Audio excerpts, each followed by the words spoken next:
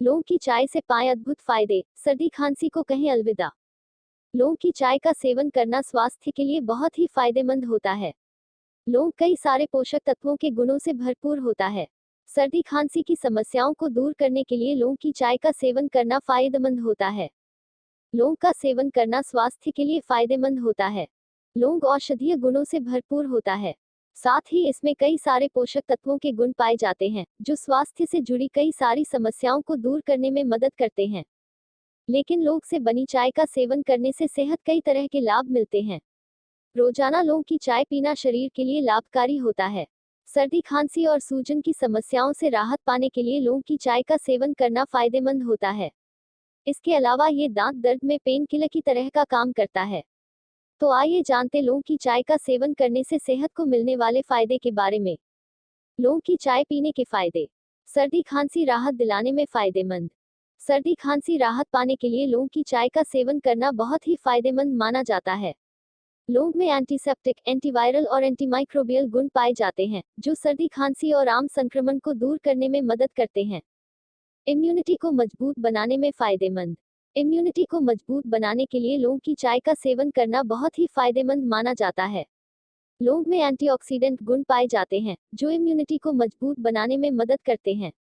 साथ ही ये शरीर को संक्रमण से बचाने में मदद करता है। दांत के दर्द से राहत दिलाने में फायदेमंद। दांत के दर्द से राहत पाने के लिए लौंग की चाय का सेवन करना बहुत ही फायदेमंद माना जाता है। लौंग में मौजूद तत्व मुंह से बैक्टीरिया को हटाने में मदद करता है और दांत के दर्द के लिए पेन किलर की तरह काम करता है, जिससे दांत के दर्द से राहत मिलती है। साथ ही मसूड़ों की सूजन को कम करने में मदद करता है। डिस्क्लेमर आर्टिकल में सुझाए गए टिप्स और सलाह केवल सामान्य जानकारी प्रदान करते हैं। इन्हें आजमाने से पहले किसी विशेषज्ञ अथवा चिकित्सक से सलाह जरूर लें। पत्रिका इसके लिए उत्तरदायी नहीं है। विपक्ष पर भारी पड़ सकते हैं पीएम मोदी के 9 सवाल, बार लोगों ने हाथ उठाकर किया समर्थन। यूपी के सहारनपुर पहुंचे प्रधानमंत्री नरेंद्र मोदी ने जनता से बातचीत की। इस दौरान उन्होंने सभा में मौजूद जनता से कुछ सवाल किया और इन सवालों के जरिए विपक्ष को घेरा। आइए जानते हैं कि पीएम मोदी ने क्या सवाल पूछे। लोकसभा चुनाव को लेकर यूपी के सहारनपुर में अप्रैल को पीएम मोदी ने जनता से सीधे संवाद किया। इस दौरान उन्होंने 9 सवाल पूछे। इन 9 सवालों विपक्ष यानी इंडिया गठबंधन, सपा, कांग्रेस उनके निशाने पर रही। आइए जानते हैं इसका विपक्ष का क्या असर पड़ेगा। मोदी का विपक्ष पर करारा हमला। लोकसभा चुनाव को लेकर यूपी में सभी राजनीतिक पार्टियां जोर शोर से प्रचार में जुट गई हैं। इसी के तहत शनिवार यानी अप्रैल को सहारनपुर में रैली करने पहुंचे प्रधानमंत्री नरेंद्र मोदी ने जनसभा को संबोधित किया। उन्होंने अपने संबोधन की शुरुआत भारत माता की जय के साथ की। इस दौरान उन्होंने कहा कि सहारनपुर मां शाकंभरी का आंगन है, मां शक्ति की साधना का स्थान है। इंडी गठबंधन के लोग खुलेआम चुनौती दे रहे हैं कि उनकी लड़ाई शक्ति के खिलाफ है। इसके साथ ही उन्होंने जनता से 9 सवाल पूछे और जनमानस ने बार हाथ उठाकर जवाब दिया। इस दौरान रैली में मौजूद जनता पूरे जोश के साथ मोदी के सवालों का जवाब दे रही थी। राजनीतिक विश्लेषक कहते हैं कि सहारनपुर में पीएम मोदी ने 9 सवालों से यूपी की सीटों पर एक साथ साधने की कोशिश की है। उन्होंने 9 सवालों में विपक्ष की विफलता के साथ ही भाजपा सरकार की उपलब्धियां बता डाली। लगातार हार के बाद आगरा में मायावती आकाश फिर आजमाएंगे किस्मत, इस तारीख को करेंगे रैली। मोदी के जनता से 9 सवाल। पहला सवाल, क्या कोई शक्ति को खत्म कर सकता है?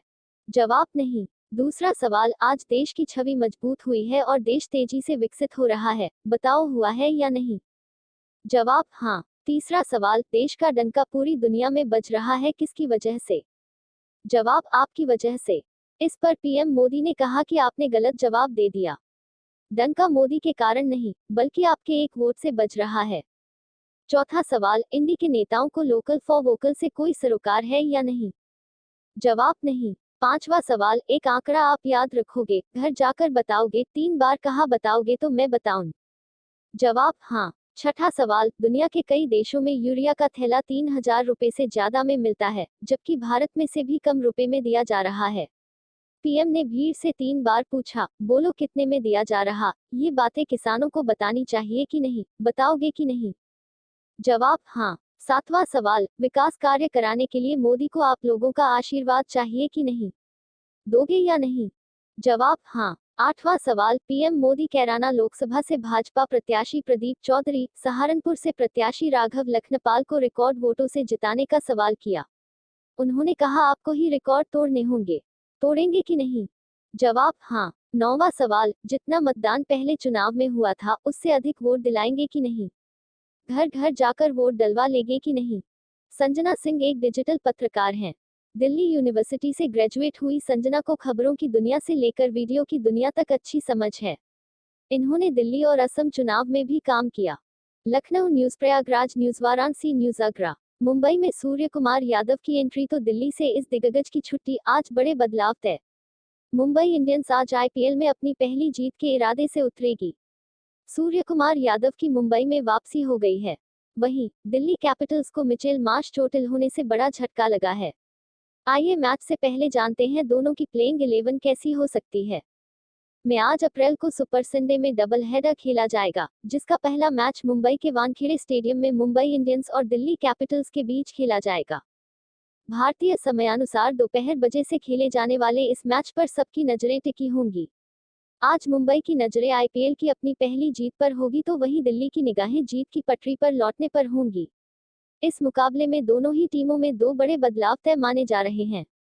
क्योंकि मुंबई इंडियंस की टीम में विस्फोटक बल्लेबाज सूर्य कुमार यादव की वापसी हो गई, तो वहीं मिचेल मार्श चोट के कारण दिल्ली के लिए नहीं खेल पाएंगे।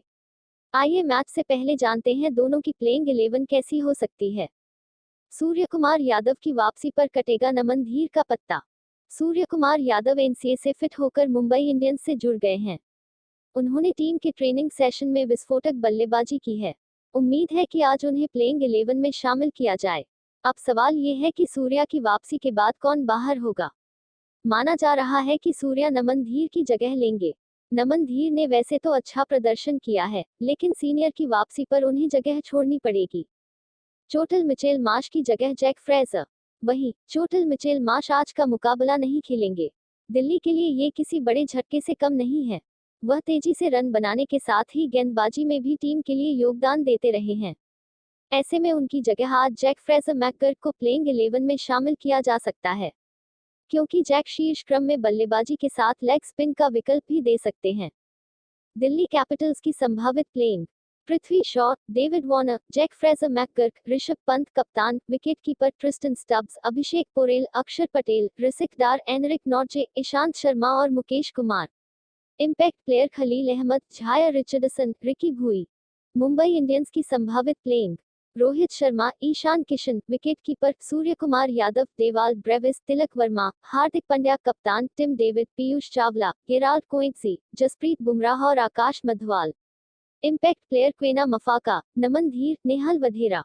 केजरीवाल की गिरफ्तारी के विरोध में आज आपका उपवास शुरू, मुख्यमंत्री भगवंत सिंह मान भी पहुंचे। आम आदमी पार्टी के राष्ट्रीय संयोजक अरविंद केजरीवाल की गिरफ्तारी के खिलाफ आप कार्यकर्ता पंजाब में आज उपवास कर रहे हैं। आम आदमी पार्टी के राष्ट्रीय संयोजक अरविंद केजरीवाल की गिरफ्तारी के खिलाफ आप कार्यकर्ता पंजाब में आज उपवास कर रहे हैं। आपके विधायक दिनेश चड्ढा ने कहा कि यह उपवास भारत के लोकतंत्र को बचाने के लिए रखने के लिए किया जा रहा है। इस लड़ाई को मजबूत बनाने के लिए खटकड़ कला में एक दिन का उपवास किया जा रहा है। पंजाब के मुख्यमंत्री भगवंत सिंह मान सहित आम आदमी पार्टी के सभी विधायक भी इस उपवास कार्यक्रम में हिस्सा लेंगे। चड्ढा ने कहा कि यह लड़ाई भाजपा की तानाशाही को करारा जवाब देने के लिए लड़ी जा रही है। चड्ढा ने कहा कि भाजपा सरकार लोकसभा चुनाव के समय जानबूझकर विपक्ष के नेताओं को